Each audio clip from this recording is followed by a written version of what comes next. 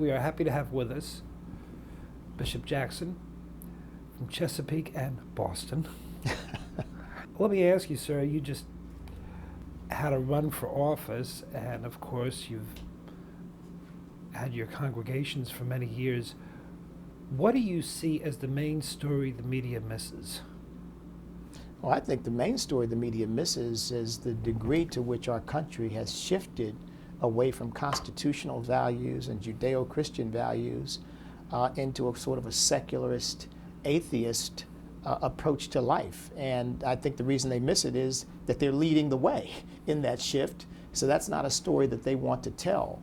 But it is an important cultural story. You know, culture matters. And I believe that our founding fathers had a certain kind of culture in mind that would uphold ideals of truth, of freedom, of opportunity, of individual responsibility. And unfortunately, the media today, the mainstream media today, is undermining all of those principles.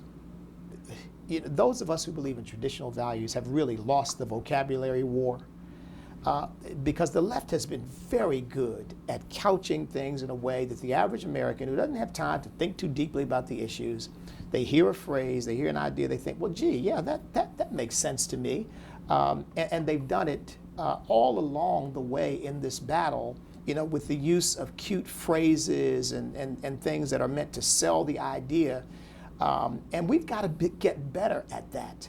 We've got to talk about, you know, traditional marriage and talk about the family and what it accomplished in this country so far and what has happened as a result of its erosion, because it has eroded, and we've got all kinds of social indices proving that erosion: gang warfare, drugs, men in prison, you know, kids on the streets, you know, prostitution.